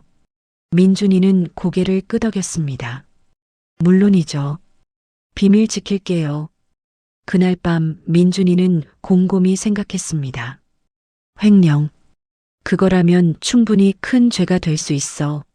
민준이는 더 깊이 파고들기로 했어요. 다음 날 민준이는 병원 오래된 기록 보관실에 접근 권한을 얻었어요. 실습생인데 왜 오래된 기록이 필요해요? 연구 과제 때문이에요. 과거 신생아 관리 시스템 변화를 분석하려고요. 아, 그래요? 좋아요. 이쪽으로 오세요. 민준이는 보관실에 들어가 1994년부터 최근까지의 재무 기록을 살펴보았습니다. 이게 뭐지?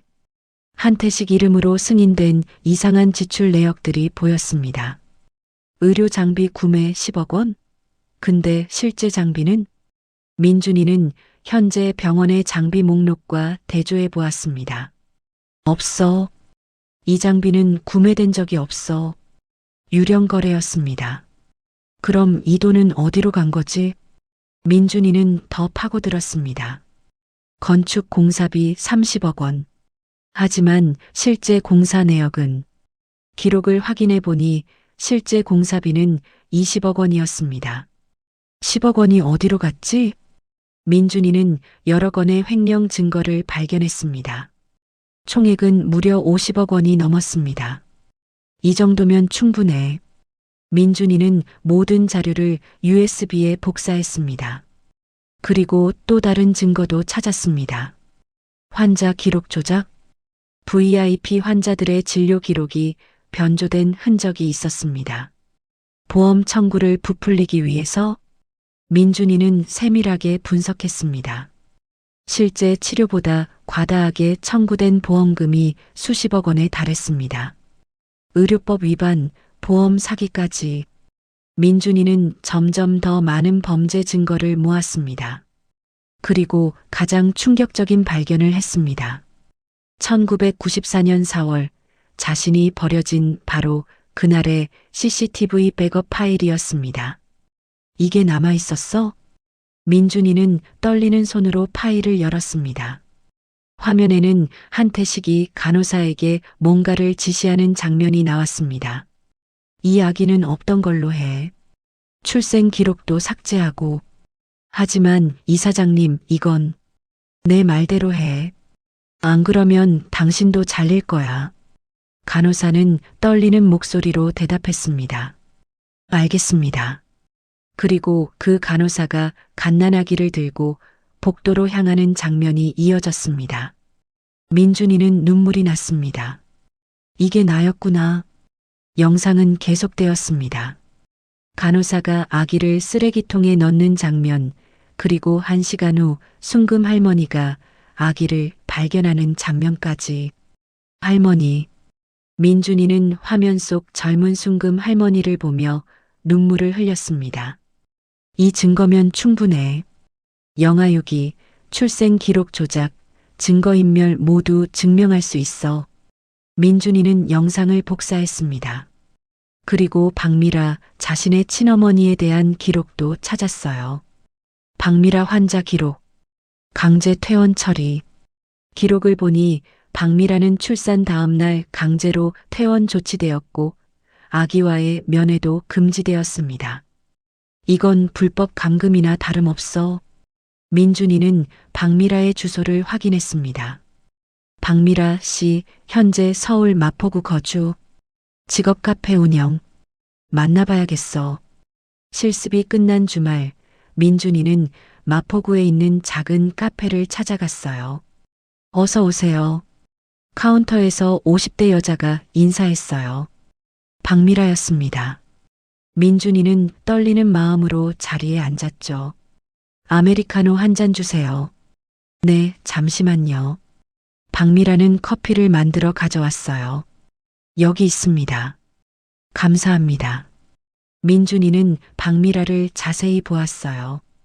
피곤해 보이는 얼굴, 하지만 따뜻한 눈빛을 가진 여자였습니다. 혹시 손님 학생이세요? 네, 의대생입니다. 의대생이라니 대단하시네요. 박미라는 미소 지었습니다. 민준이는 말하고 싶었어요. 저 당신 아들이에요라고. 하지만 참았죠. 아직은 때가 아니었으니까요. 맛있게 드세요. 박미라는 다른 손님을 응대하러 갔습니다. 민준이는 커피를 마시며 생각했어요. 언젠가는 말할 거야. 하지만 지금은 아니야. 카페를 나서며 민준이는 돌아보았어요. 기다려주세요. 제가 준비되면 찾아뵐게요. 2018년 민준이는 의대를 졸업하고 레지던트 과정에 들어갔습니다. 그리고 한솔병원 응급의학과 레지던트로 지원했습니다. 왜 하필 한솔병원이에요? 면접관이 물었습니다. 이 병원에서 배우고 싶습니다. 그리고 민준이는 잠시 멈췄다가 말했습니다. 개인적으로 이 병원과 인연이 있습니다. 인연이요? 네, 언젠가 말씀드릴 기회가 있을 겁니다. 면접관은 고개를 끄덕였습니다. 좋습니다. 합격입니다. 2018년 3월 민준이는 한솔병원 레지던트로 정식 입사했습니다. 이제 민준이는 더 이상 어린 학생이 아니었습니다. 당당한 의사였죠. 그리고 그는 1년 동안 내부에서 더 많은 증거를 수집했어요. 한태식의 비리는 생각보다 훨씬 광범위했습니다. 재단 자금 횡령, 보험 사기, 의료 기록 조작, 불법 리베이트 수수까지. 이 정도면 충분해. 민준이는 모든 증거를 정리했죠. 이제 시작이야. 민준이는 결심했어요. 한태식과의 대결을 준비할 때가 온 것이었습니다. 어느덧 민준이는 한솔병원에서 일한 지 1년이 되었습니다. 응급의학과 레지던트로서 그는 뛰어난 실력을 보여주었고 동료들과 환자들에게 신뢰를 얻었죠. 강 선생님은 정말 실력이 좋아요. 간호사들이 칭찬했습니다. 환자들도 강 선생님 좋아하시고요. 민준이는 열심히 일했습니다.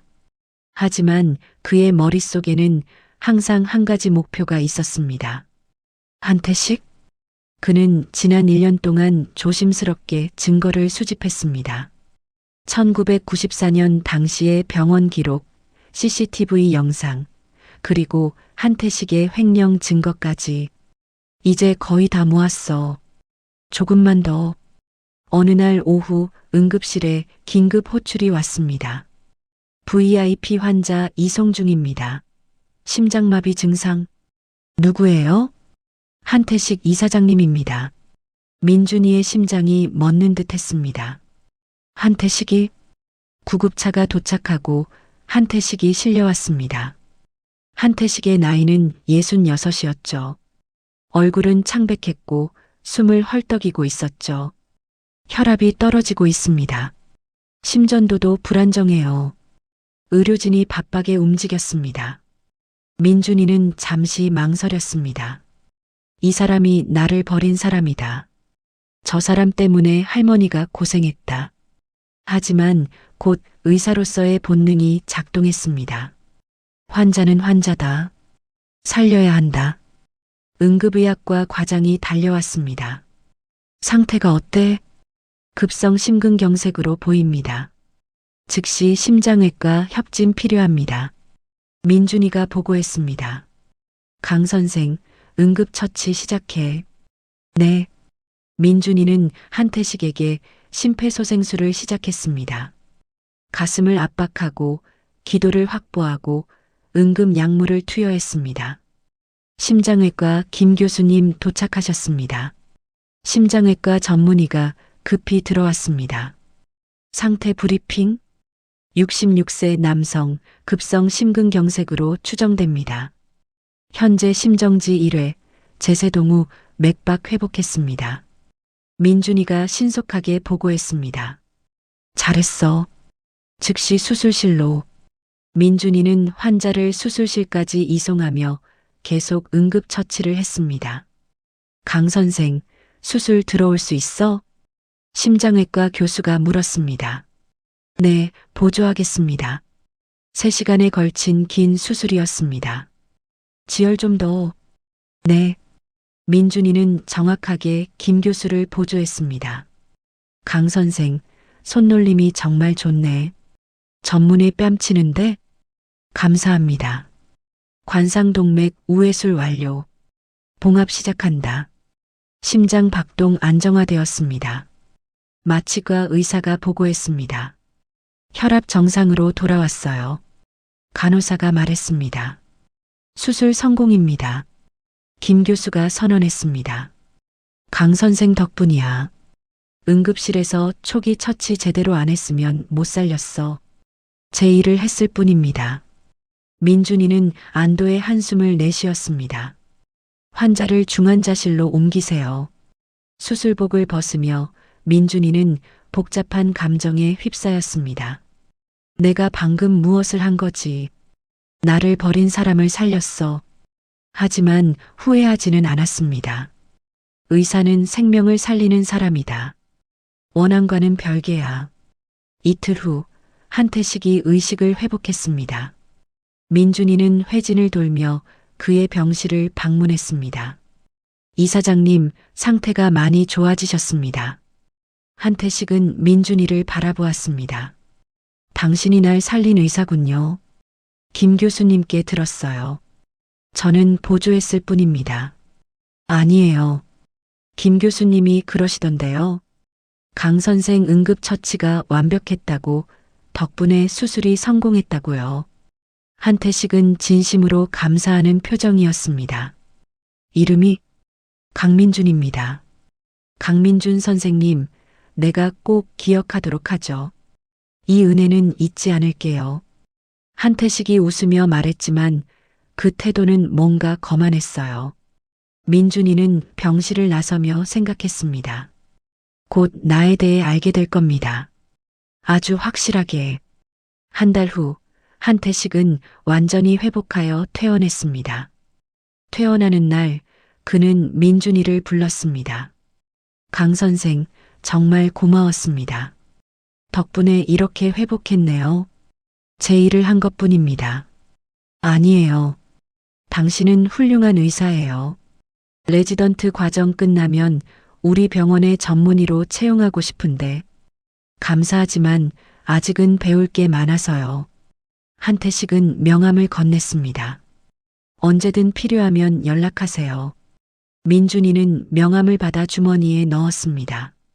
감사합니다. 한태식이 떠난 후 민준이는 드디어 움직이기 시작했습니다. 먼저 박미라를 다시 찾아갔습니다. 안녕하세요. 저번에 오셨던 의대생 아니세요? 네, 기억하고 계시네요. 이제는 의사가 됐습니다. 그럼요. 손님이 많지 않아서 다들 기억해요. 의사가 되셨다니 축하해요.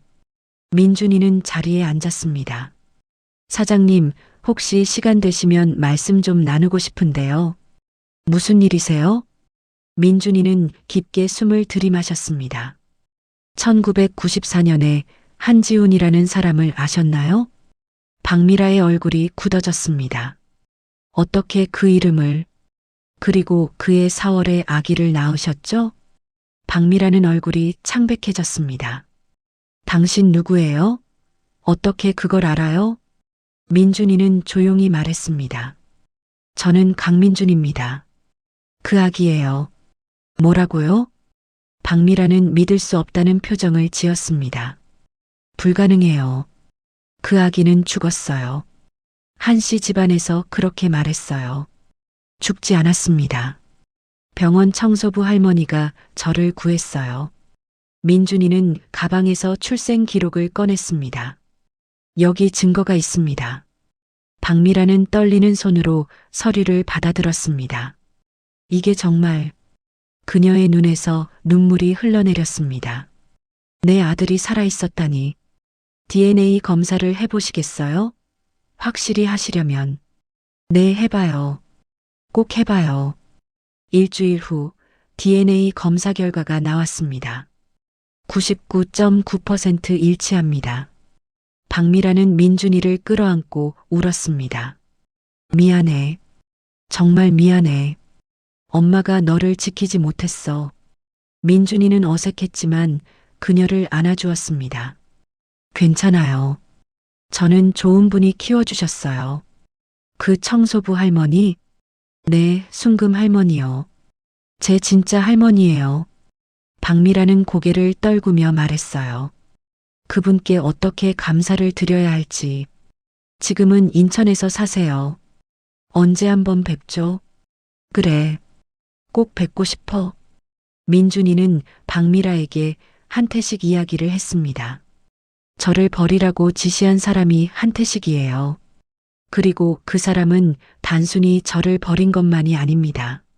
민준이는 USB를 꺼냈습니다. 재단 자금 50억 원 이상 횡령, 보험 사기, 의료 기록 조작, 불법 리베이트까지 모든 증거가 여기 있습니다. 박미라는 놀란 표정을 지었습니다.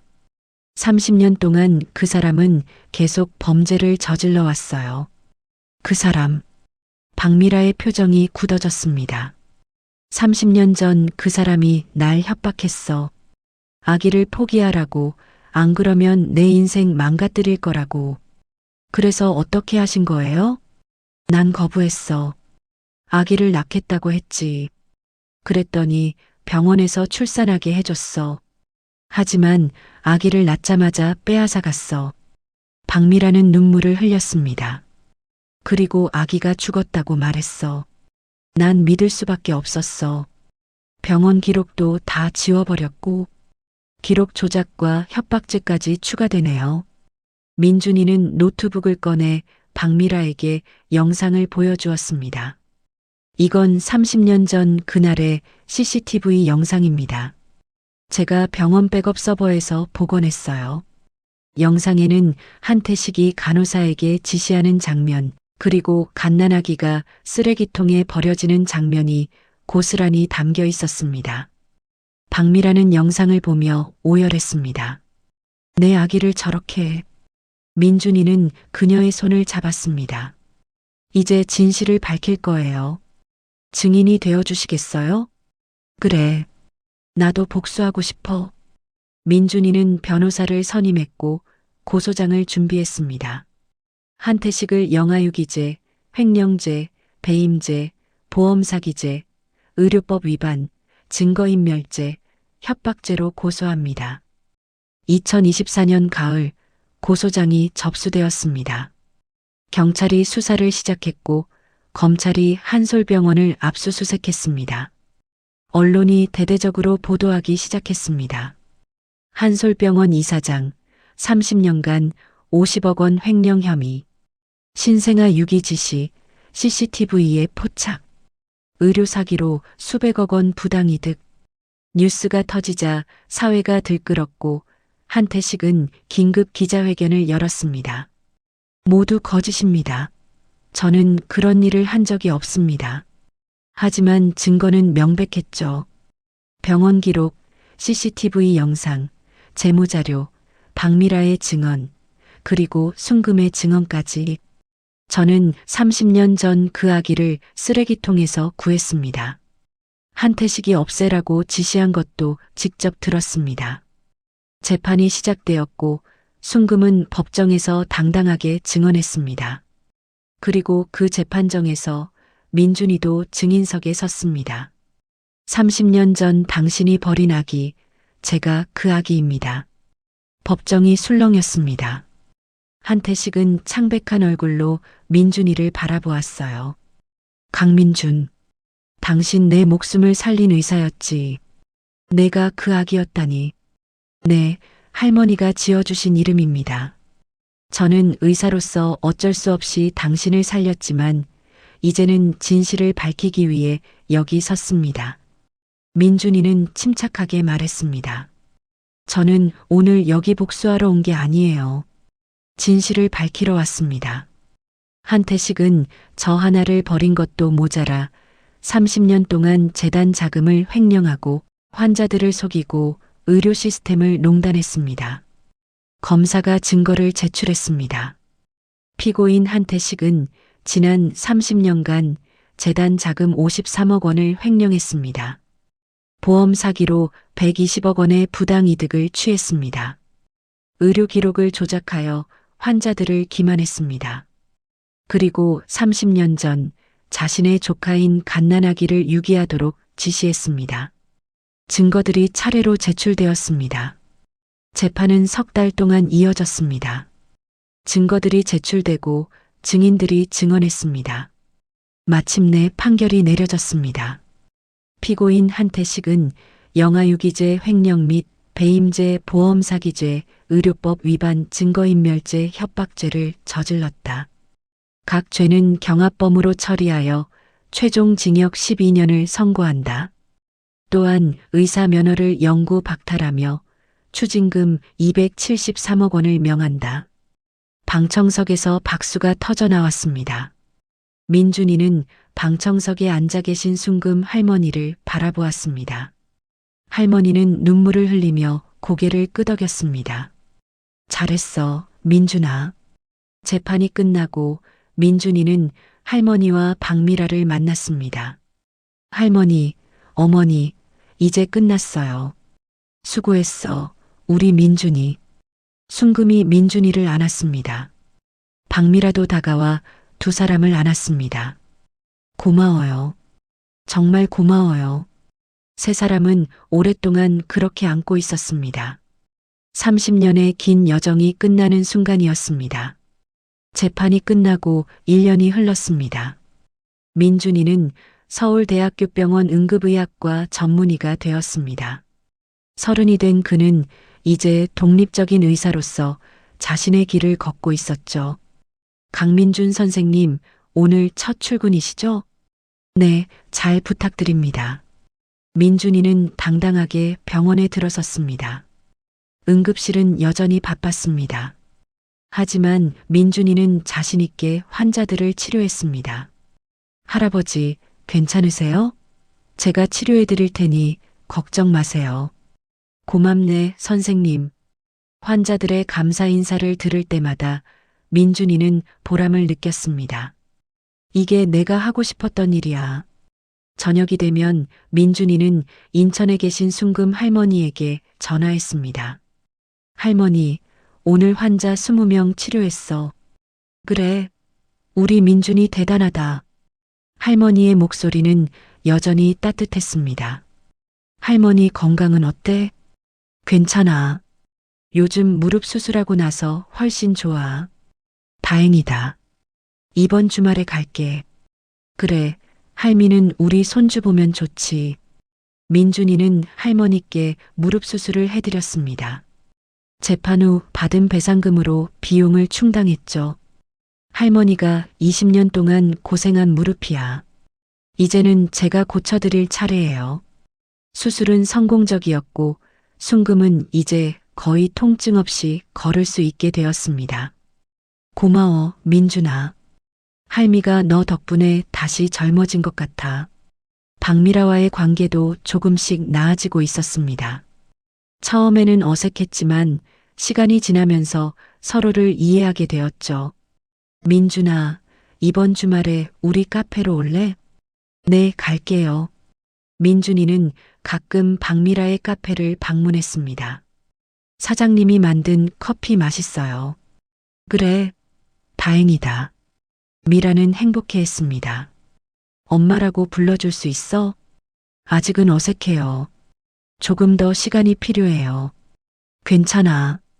천천히 하자. 미라는 이해했습니다. 민준이에게 진짜 어머니는 순금이었으니까요. 어느 날 민준이는 순금과 미라를 함께 초대했습니다. 할머니, 사장님, 같이 저녁 드셔요. 그래, 좋지. 세 사람은 식당에서 함께 식사했습니다. 처음에는 어색했지만 점점 대화가 이어졌습니다. 할머니, 정말 감사해요. 제 아들을 키워주셔서. 아니에요. 민준이는 제 친손주나 다름없어요. 하지만 그 고생을 어떻게 갚아야 할지. 갚을 필요 없어요. 민준이 키우면서 힘이 들었어도 행복했어요. 미라는 순금의 손을 잡았습니다. 당신은 정말 위대한 분이에요. 민준이는 두 사람을 보며 행복했습니다. 이제 진짜 가족이 된 것 같아. 몇 달 후 민준이는 큰 결정을 내렸습니다. 할머니, 나 병원 개원할 거야. 병원을? 응, 작은 의원이지만 할머니 이름으로 열 거야. 순금의원. 순금은 놀랐습니다. 왜 할미 이름으로? 할머니가 나한테 생명을 주셨잖아. 그 이름으로 다른 사람들의 생명도 보살피고 싶어. 순금은 눈물을 흘렸습니다. 고맙다, 민준아. 2025년 가을, 순금의원이 개원했습니다. 인천 부평구 순금이 20년 동안 살았던 그 동네에 문을 열었죠. 원장 강민준, 고문 이순금. 문패가 걸렸습니다. 개원식 날 많은 사람들이 찾아왔습니다. 축하합니다, 원장님. 고맙습니다. 민준이는 환자들을 맞이했습니다. 그리고 첫 번째 환자는 순금이었습니다. 할머니, 이리 앉으세요. 내가 왜? 할머니 손 치료할게요. 민준이는 순금의 손을 펼쳤습니다. 20년 동안 청소하고 설거지한 손이었습니다. 거칠고 상처투성이인 손이었죠. 할머니 손은 세상에서 제일 아름다운 손이에요. 민준이는 조심스럽게 할머니 손을 진찰했습니다. 여기 손목 터널 증후군이 있네요.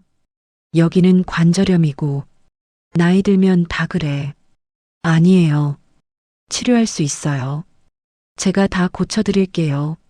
민준이는 정성껏 할머니 손을 치료했습니다. 연고를 바르고 붕대를 감고 물리치료 계획을 세웠죠. 할머니가 제 손 지켜주셨으니까 이제 제가 할머니 손 지켜드릴게요.